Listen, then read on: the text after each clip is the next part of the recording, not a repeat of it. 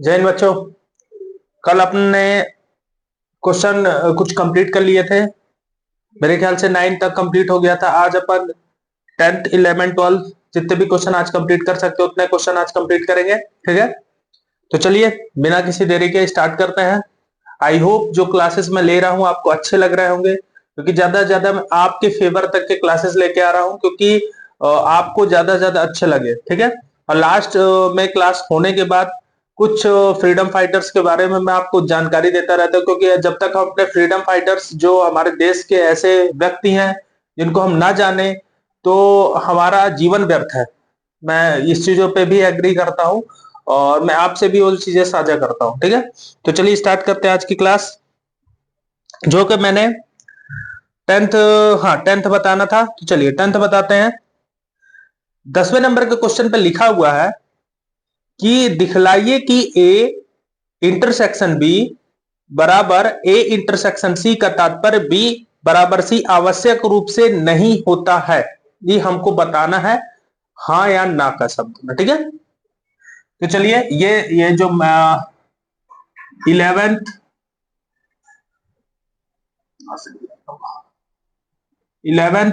Math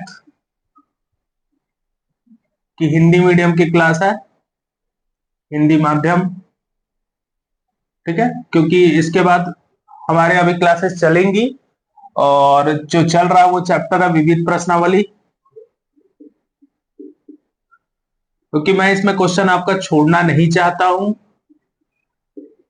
ठीक है, चलिए जो क्वेश्चन हमारे पास दे रखा है जो मैंने अभी पढ़ा उस क्वेश्चन को पहले तो एक लाइन खींचनी पड़ेगी, क्योंकि दो पार्ट में इसके होंगे, दो केस होंगे अपने को करने होंगे।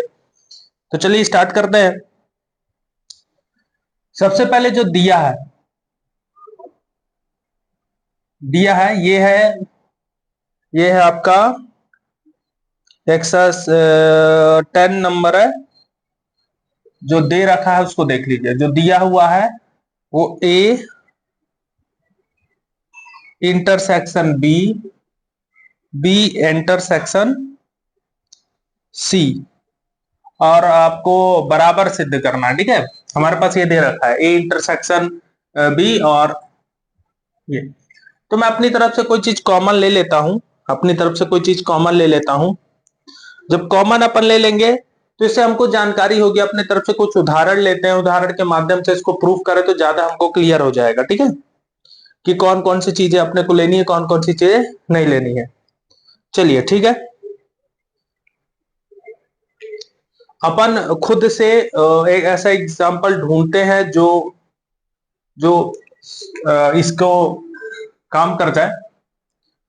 तो देखिए, मान लेते हैं अपन, मैंने ए ले लिया 1 2, बी ले लिया 2 3, सी ले लिया 4 2 या 2 4, जो भी आप लेना चाहो। ठीक है, अब आप निकालिए ए इंटरसेक्शन बी। जब ए इंटरसेक्शन बी निकालेंगे, जो कि ये पहला बोला है, तो ए इंटरसेक्शन बी निकालेंगे, दोनों में कॉमन 2 दिख रहा है।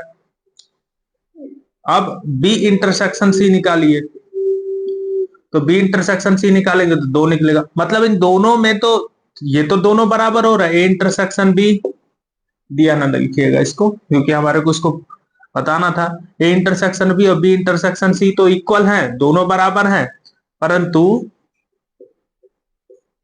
उसमें जो लिखा हुआ है कि बी बराबर सी, तो बी बराबर नहीं है क्या सी के, ये हमको सिर्फ बताना था। इतना ही करना था, इसमें कुछ करना नहीं था कि बी बराबर नहीं है सी के, इतना ही करना था। देख सकते हैं आप लोग कि बी बराबर नहीं है सी के। ठीक है, इसके अतिरिक्त हमें कुछ काम नहीं करना था। चलिए नेक्स्ट क्वेश्चन पे आते हैं अपन। मैं बिठा देता हूं इसको।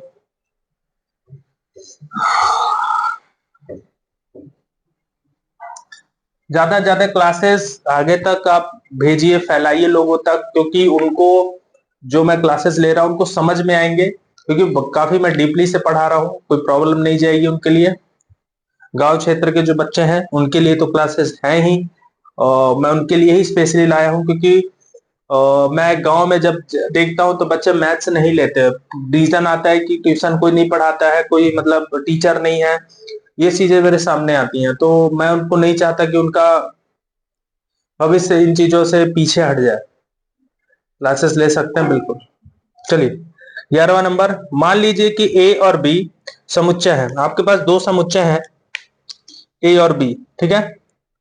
अब आपसे बोलता है कि यदि किसी समुच्चय x के लिए ए इंटरसेक्शन x बराबर B intersection x is equal to 5 तथा ए यूनियन x बराबर बी यूनियन x, तो सिद्ध कीजिए कि a बराबर b। थोड़ा सा बड़ा क्वेश्चन है पर अच्छा है,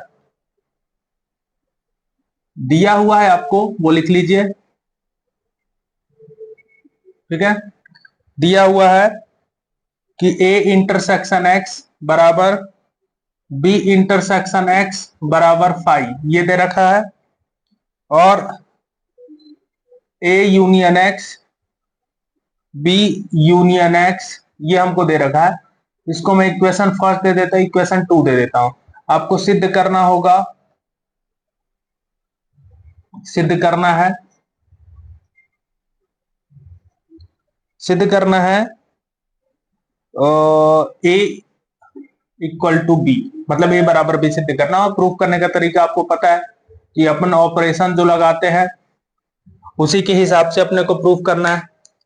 इसके रूल बताता हूं आपको। देखिए, अगर आपको इसको जो पुराने वीडियोस आप मेरे देखे होंगे तो आपको कुछ चीजें समझ में आई होंगी, ठीक है। जब मैं इसको प्रूफ करना होगा, इसको जो मुझे लाना होगा, तो सबसे पहला सिस्टम, इसको दो भागों में, पहले तो ए सबसेट है बी का, दूसरा लाना पड़ेगा बी सबसेट है ए का। अगर ये दोनों में चीजें मैं प्रूफ कर देता हूं तब जाके ए बराबर हो जाएगा बी का, ठीक। क्योंकि सबसेट का मतलब जो बी जो इसका मतलब ये हो गया जो बी के एलिमेंट है वो जो ए है वो बी से मिलकर बना होगा। इसका अर्थ होगा जो ए है वो बी से मिलकर जो बी है वो ए से मिलकर बना होगा। मतलब कि ए और बी आपके पास दो भरे हुए डब्बे, एक भरा हुआ डब्बा है, एक खाली डब्बा है, ठीक है। तो उस भरे डब्बे में से आधा जो है खाली वाले डब्बे में डाल रहे हैं, तो डाल किस तरह है, तो जो डब्बा आपका रखा हुआ है उसी से उसमें डाला जा रहा है। मतलब दोनों को बराबर उसी चीजों से उठाकर आप डाल रहे हो ना। मतलब आपका एक नंबर वाला, आपके पास एक पूरा एक बॉक्स है, उस बॉक्स में 1 2 3 4 बहुत सारे नंबर भरे हुए हैं, और एक खाली बॉक्स है उसमें कोई नंबर नहीं, तो इसी में से मैं उठा उठा के पूरे नंबर डाल रहा हूं। तो बी है और ये ए है। तो अगर मान लीजिए ये ए है और ये बी है, ठीक। तो अब इससे उठाकर मैं इसमें डाल रहा हूं, या फिर इसमें जो डब्बा में भरा हुआ चीजें हैं मैं इससे उठाकर इसमें डाल रहा हूं, तो ये होगा, मतलब बी जो है सबसेट होगा ए का, मतलब यहां से पूरी चीजें उठाकर इसमें डाली जा रही हैं, ठीक है। तो ये क्लियर आपको होना चाहिए कि सबसेट का मतलब क्या हुआ, उप समुच्चय का मतलब क्या हुआ, ठीक। अगर ये आपका कॉन्सेप्ट सही है तो आपको कोई दिक्कत नहीं जाएगी। चलिए आगे बढ़ते हैं।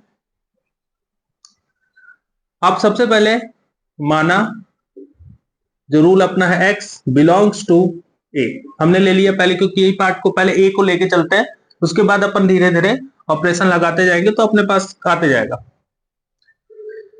ठीक है। चलिए आगे बढ़ते हैं कि x बिलोंग्स टू a, और वैसे इसमें दिया भी है नीचे, आप देख सकते हैं, संकेत में भी आपको दे रखा होगा, इसमें कोई प्रॉब्लम नहीं जाएगी, संकेत भी दे रखा है, कोई प्रॉब्लम नहीं जाएगा। तो x बिलोंग्स टू, x जो है a में है, तो x जो अगर स्मॉल x a में है, अवयव है उसका, तो ये तो यूनियन में भी होगा ना, मतलब a यूनियन x का भी होगा, मतलब a और x, a या x दोनों में होगा ये, फिर x स्मॉल x, ठीक है। इसका अर्थ तो ये हो गया ना कि मान लीजिए कि a है आपके पास, a में x है, ठीक है, और x में भी आपका जो कैपिटल x है उसमें भी स्मॉल x है, तो a यूनियन x जब आप निकालते हैं तो उसमें भी x होगा ना, फिर दोनों में तो x है तो एक ही x लिखोगे ना आप। तो वही चीज है, a यूनियन में x में भी है और a में भी x है, सीधा सिंपल सा, ठीक है, उसकी कोई प्रॉब्लम नहीं है। अब देखिए a यूनियन x है, उसको हम क्या लिख सकते हैं, b यूनियन x लिख सकते हैं, क्योंकि ये दोनों तो बराबर है। यहां मैं क्या लिख देता हूं, b यूनियन x, इसको ले लेंगे समीकरण 2 से, ठीक है, समीकरण 2 से। बड़ा सिंपल क्वेश्चन है, अच्छा क्वेश्चन है, मस्त क्वेश्चन है। ठीक, x बिलोंग्स टू, अब जो है a जो है, देखिए ये जो a है और b यूनियन x है, ये इंटरसेक्शन b यूनियन x में भी होगा। देखिए कैसे, अगर b यूनियन x में स्मॉल x है, a में भी x है, तो अगर इसका और इसका मैं इंटरसेक्शन निकालूं दोनों का, क्योंकि इंटरसेक्शन मतलब कॉमन, दोनों में कॉमन तो x है ना, दोनों में तो x कॉमन निकल ही सकता है, इसका मतलब मैंने वही बना दिया। अब इसमें वितरकता का नियम लगा देंगे। ठीक है, तो जब नियम लगाएंगे तो इसका अंदर जब करेंगे तो ए का जब बी से कराएंगे तो ए इंटरसेक्शन बी, पहला ये हो गया।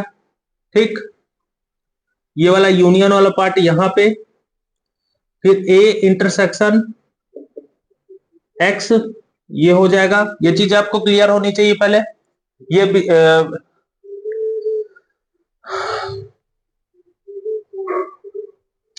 ये वितरकता का नियम है, ये आपको वैसे कॉन्सेप्ट क्लियर होना चाहिए। वितरण का नियम है, या मैं लिख देता हूं।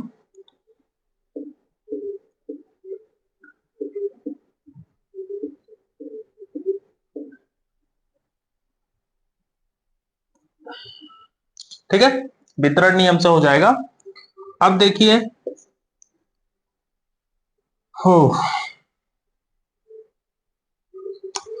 अगर आपको वितरण नियम नहीं ध्यान आ रहा होगा तो मैं थोड़ा आपको क्लियर कर देना चाहता हूं। देखिए, अगर कि आपके पास A cross A plus B plus C है, ऐसे इस तरह से, तो अब जब इसका कराएंगे तो ए क्रॉस तो बी होगा, ए का गुणा बी से कराएंगे, लेकिन ये बीच में प्लस हो जाएगा, यहां पे ए रहेगा, क्रॉस में सी लग जाएगा। बस यही होता है नियम।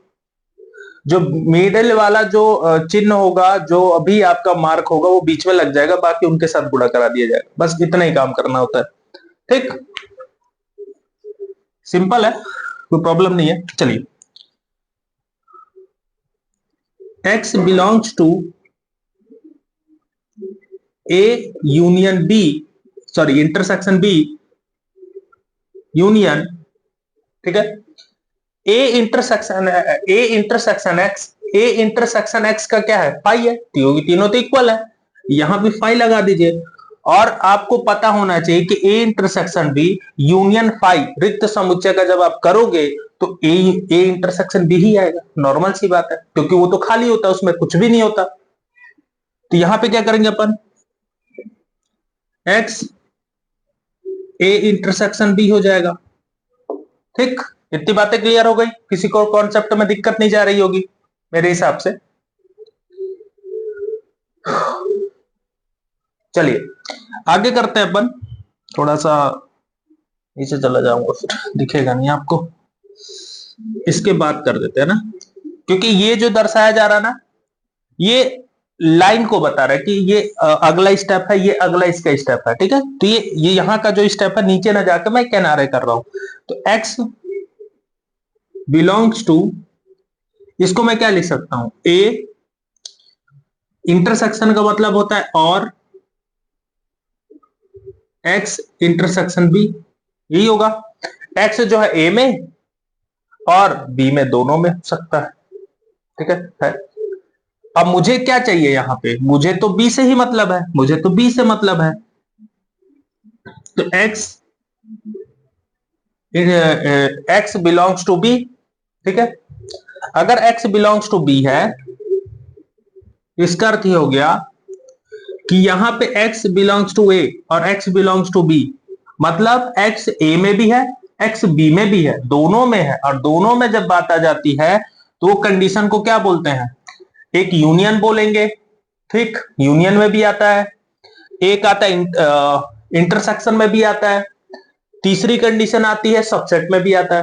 ठीक है, तो ये बन जाएगा ए सबसेट बी, ये कंडीशन हो जाएगी।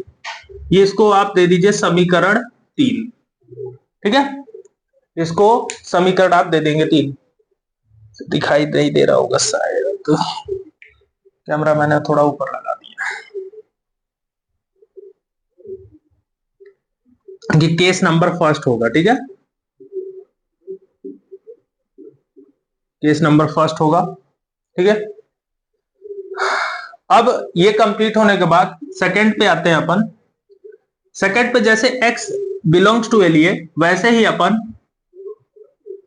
केस नंबर सेकंड पे जब आते हैं उस पे हम लेंगे y, small y belongs to b, ये अपन लेते हैं, ठीक है। अपन ने b ले लिया। अब y जो है b में बिलोंग करता है, ये तो कंडीशन हमने बता दी। अगर y जो है बिलोंग करता है b में, ठीक, तो इसका मतलब b यूनियन x होगा। सेम इसी तरह प्रोसेस होगा सब, अगर आपसे ये बन रहा है तो वो भी बनेगा। तो यहां पे b यूनियन x होगा, मतलब कि जो y है b और x दोनों में होगा, है ना। b या x में, दोनों में, किसी में भी हो सकता है, b में भी हो सकता है, x में भी हो सकता है y। फिर y belongs to b union x को क्या लिख सकते हैं अपन, a यूनियन x, क्योंकि इक्वेशन 2 से लिखते जाइएगा यहां पे, समीकरण 2 से, ठीक है। इंप्लाइज दैट, देखिए अब इसको क्या लिख सकते हैं, B intersection A union X, मतलब जो बी है और ए यूनियन एक्स है, इन दोनों का इंटरसेक्शन में वाई मिल रहा है, उन दोनों में वाई है। इसका अर्थ तो ये हो गया ना कि बी और A union X, B B का एलिमेंट और ए यूनियन एक्स का एलिमेंट में आपको वाई दिखाई दे रहा है, तभी तो उसका अवयव है, ठीक। अब इसमें वितरण का नियम लगा दीजिए,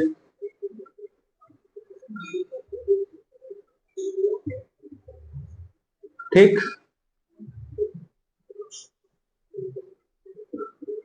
आपने लगा दिया।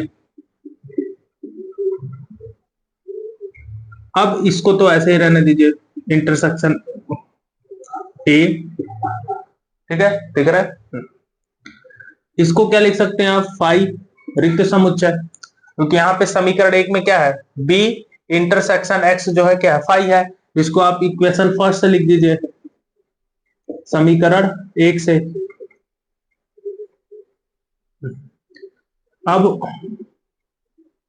अब ये तो खत्म, आपके पास बचा बी इंटरसेक्शन ए, मतलब बी और ए में, बी और ए दोनों में वाई है, इससे अर्थ तो ये क्लियर हो गया।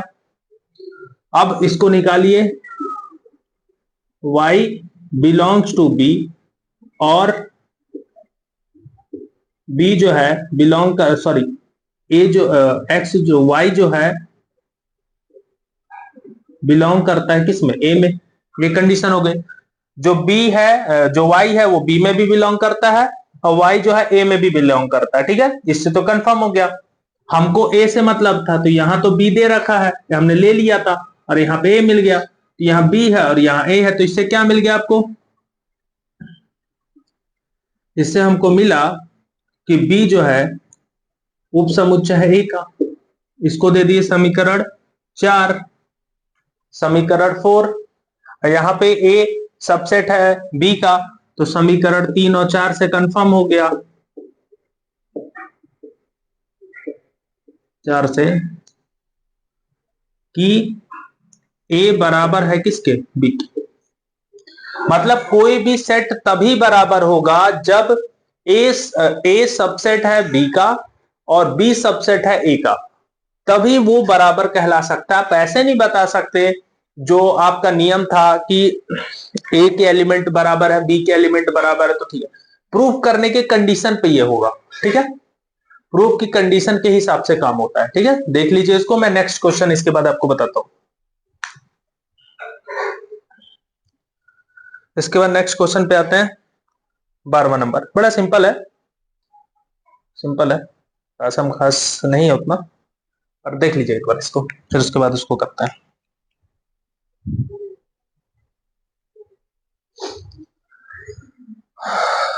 अच्छा बड़ा क्वेश्चन था ये।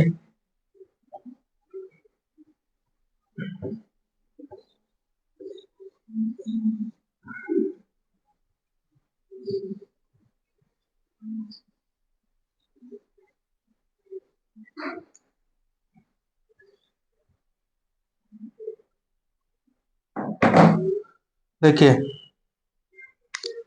12वां नंबर जो है,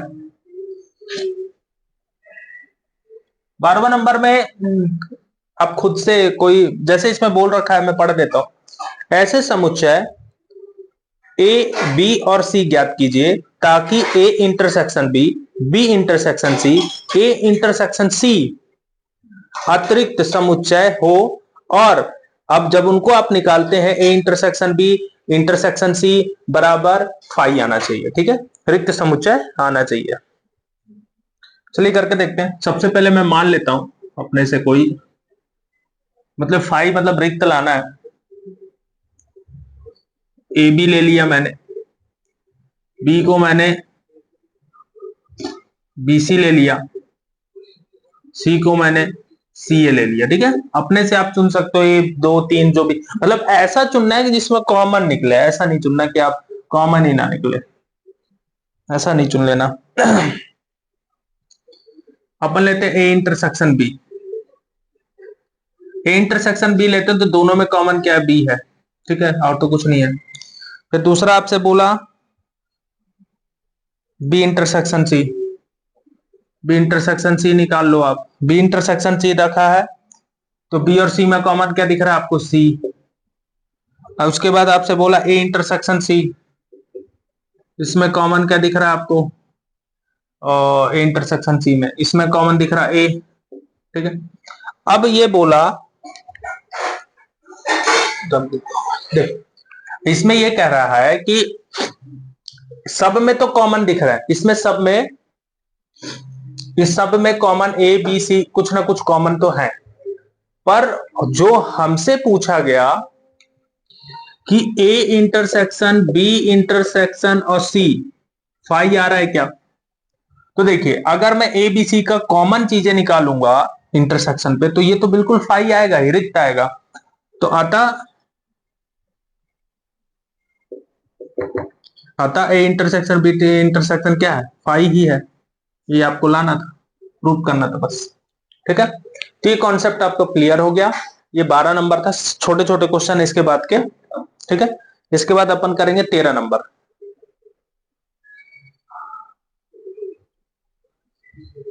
13 नंबर पे आते हैं।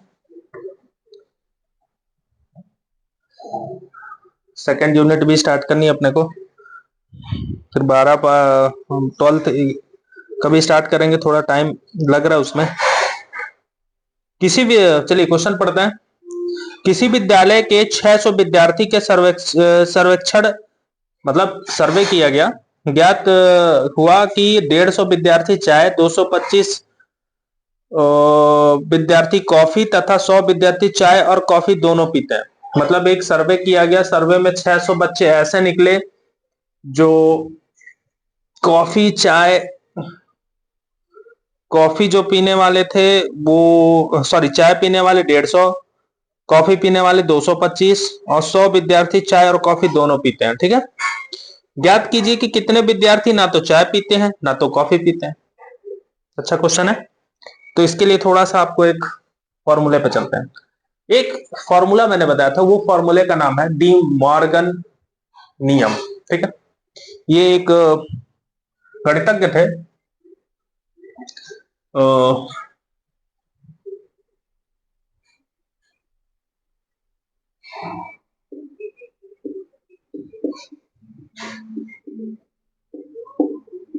डी मॉर्गन नियम है, मॉर्गन ही है शायद, वैसे इंग्लैंड का होना चाहिए। मॉर्गन तो ज्यादातर इंग्लैंड वगैरह पे रहते हैं, देखते हैं अपन। डी मॉर्गन लॉ कहाँ है। एक एग्जांपल लगता है बचा हुआ है क्या हमारे पास। देखिए कोई किताब नहीं है, किताब कहाँ हमारे पास नहीं है, अपन उसका यूज करते हैं। मोबाइल में हमारे ऐप है, ऐप के थ्रू हम पढ़ाते हैं।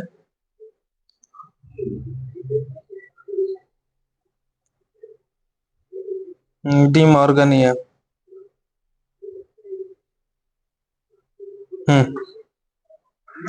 डी मॉर्गन नियम, इसमें देखिए जो नियम है, अगर ए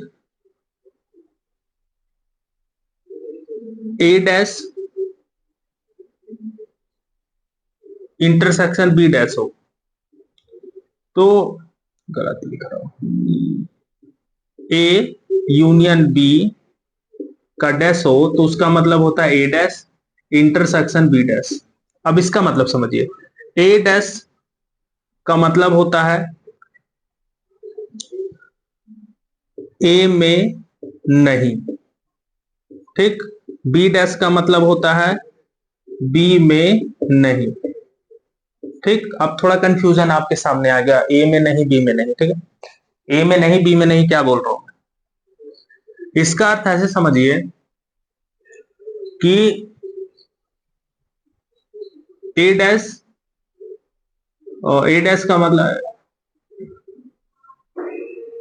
ए में नहीं,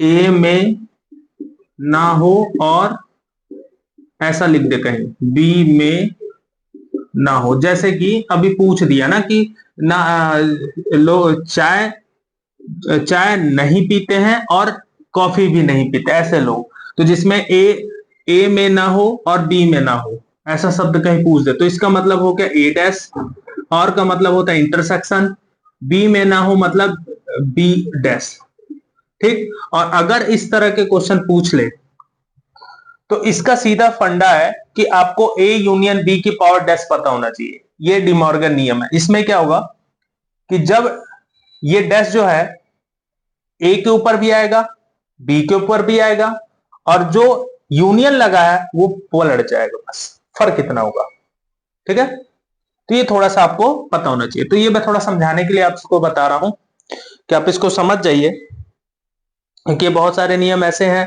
जो आपके बहुत काम करेंगे, ठीक है। चलिए तो आगे बढ़ते हैं। ए डैश को निकालने का तरीका आपको बता रखा हूं, यू माइनस ए करते हैं। बी डैश का निकालने का नियम यू माइनस बी करते हैं। अगर आपको ए यूनियन बी बोल दिया, उसका डैश निकालना है तो यूनियन में ए माइनस ए यूनियन बी को करना पड़ेगा। सिंपल है, बस वही करना जो आप पीछे सीखे हुए हैं, ठीक है।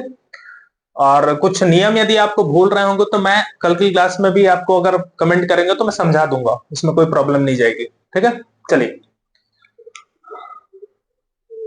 मिटा देते हैं इसको, क्वेश्चन पे आते हैं। किससे समझेंगे अपन, पहले वेन डायग्राम से समझे, वेन डायग्राम के थ्रू चलो समझते हैं, ठीक है। चलिए पहले तो जो क्वेश्चन बोला वो लिख डालते हैं अपन। क्वेश्चन में देखिए क्या क्या बोल रखा है भाई, कहां गया क्वेश्चन, कहां गया क्वेश्चन, कहां गया, हाँ देखिए पहले अपन मान लेते हैं, ठीक है। 13 नंबर से स्टार्ट करना अपना। सर्वेक्षण में पहले भी चाय को मान लेते हैं माना, चाय मान लेते हैं अपन टी, ठीक है टी। कॉफी अपन मान लेते हैं और सी, ठीक है। चाय और कॉफी हो गई। चलिए तो चाय पीने वाले विद्यार्थी मतलब टी पीने वाले कितने हैं, 150। कॉफी पीने वाले कितने हैं, 200, सॉरी क्या लिख दिया क्या, 150 विद्यार्थी चाय और 225 कॉफी, हाँ कॉफी पीने वाले 225। और दोनों देखिए, दोनों शब्द पूछा ना, चाय और कॉफी दोनों, दोनों शब्द जहां पूछा वहां पे इंटरसेक्शन, कितना पी रहे हैं, 100, ठीक है। अब थोड़ा सा ध्यान लगाइए, यहां पे एक सर्वेक्षण किया गया 600 लोगों का, 600 लोगों का एक छाट उसमें देखा गया 600 लोगों को। तो वो जो 600 आएगा ना, वो आपका यूनियन नहीं होगा, वो जो होगा सार्वत्रिक समुच्चय, यूनिवर्सल सेट होगा। किसमें होगा, यूनिवर्सल सेट, NU 600। अगर मैं इसको वेन डायग्राम से आपको समझाऊं, पहले कर लेते हैं फिर उसके बाद उसको वेन डायग्राम से कर भी देंगे, दोनों नियम से कर देंगे। तो सबसे पहले मैं निकालता हूं यूनियन, तो NT NC minus NT intersection C ठीक, मतलब इसी तरह अपन निकालते हैं ना। चलिए, टी की वैल्यू कितनी है, 150, 225 माइनस 100। ठीक है, देखिए अब यहां से आप इसको पहले तो 100 में 150 माइनस हो तो 50 बचा, 50 और 225 जुड़ गए तो 275। ठीक है, 275 ये हो गया, ये निकला टी। और एक चीज और नहीं लिखा ना यार, इस पे डेट से लिख देता हूं।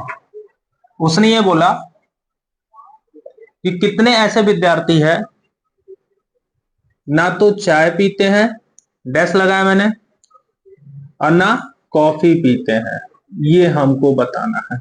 ना चाय पीने वाले ना कॉफी पीने वाले, ये T dash intersection C dash, सबसे इंपॉर्टेंट क्वेश्चन है ये, सबसे इंपॉर्टेंट क्वेश्चन आपको बता रहा हूं मैं, आईएमपी क्वेश्चन, इस तरह क्वेश्चन पूछ लेते हैं। ठीक, चलिए यहां कर देते हैं अपन जगह। अगर मैं इसको निकालूं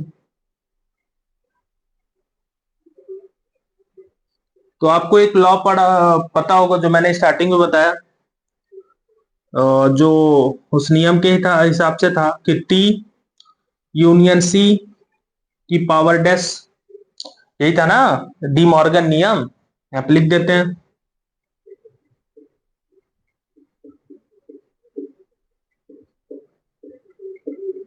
इंग्लिश मीडियम की जब रहेगा तो उसमें इंग्लिश में लिखा करेंगे, अभी हिंदी चल रहा तो हिंदी में चलता है।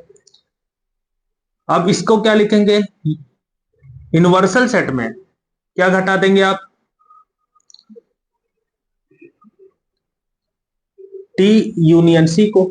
यही मैंने बताया था कि जब भी आपको इस तरह के क्वेश्चन आते हैं तो ऐसे ही करना है कि आपको यहां पे एन लिख लीजिए और इसको भी एन लिख लीजिए। ठीक है, आपको जब भी इस तरह के आएंगे तो आपको क्या करना होगा, डैश निकालने की बात आएगी तो यूनिवर्सल में से जो आप निकालना चाहते हैं उसको घटा लेंगे।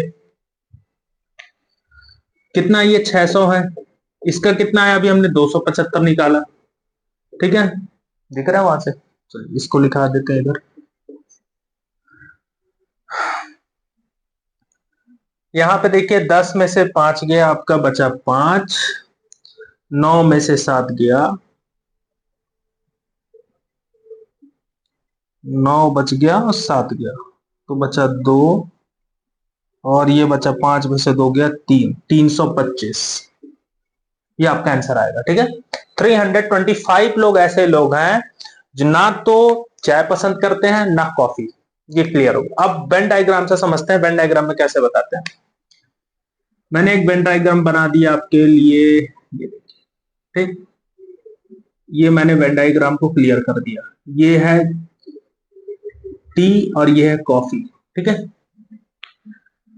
सबसे पहले मैंने बताया था कि जो इंटरसेक्शन वाला जो कॉमन है उसको पहले लिखना। देखिए यहां पे आप लिख लीजिए 100, 100 लिख लिए। अच्छा, चाय कितने पीने वाले लोग हैं, तो 150, 150 में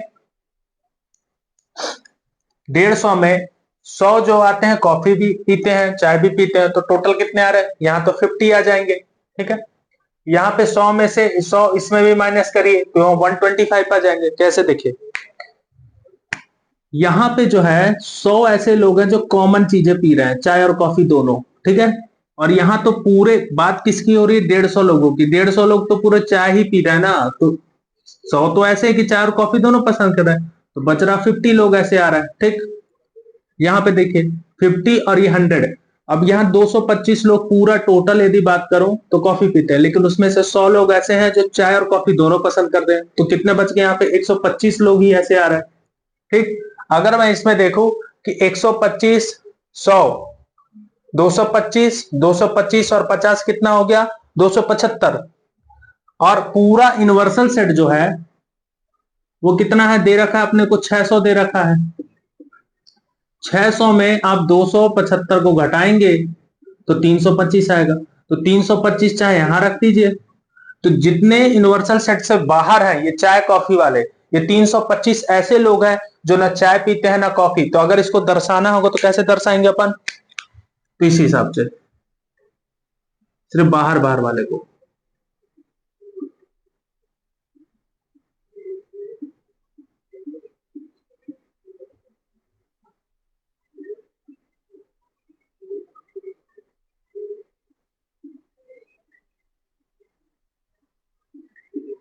ऐसे लोग हैं जो 325 ऐसे आते हैं जो ना चाय पीते हैं ना कॉफी, ये कंडीशन पे आ जाएगी। ठीक है, तो आई होप आज की क्लास आपको समझ में आई होगी जो मैंने बता रखा है। ठीक है, इसके बाद मिलते हैं अपन नेक्स्ट क्लास में। अगली जो क्लास हो गया हमारे बच्चे कुछ क्वेश्चन लगता है 13 है, कंप्लीट हो गया। 14, 15, 16, इसके बाद 3 ही क्वेश्चन बचे हैं, तो 3 क्वेश्चन अपन कंप्लीट कर देंगे और तीनों आईएमपी क्वेश्चन होंगे, क्योंकि इस तरह के क्वेश्चन ज्यादातर पूछे जाते हैं एग्जाम में। ठीक है, तो इसको देख लीजिए। इसी के साथ मिलते हैं कल। चैनल को सब्सक्राइब करिएगा, लाइक करिएगा और ज्यादा से ज्यादा लोगों को शेयर करिएगा कि उन तक ये बातें जाएं, और वो भी ये क्लासेस गांव गांव तक में बच्चों के पास जाए, जिससे कि बच्चे मैथ्स लेने से बिल्कुल घबराए नहीं और बिल्कुल लें। स्कूल की कंडीशन जिस हिसाब से है उस हिसाब से बच्चे डरते हैं मैथ्स लेने में, तो बिल्कुल ना डरे। जब तक मेरी क्लास है और मेरी क्लास चलती रहेगी उनके लिए कोई प्रॉब्लम नहीं जाएगी। ठीक है, इसी के साथ जय।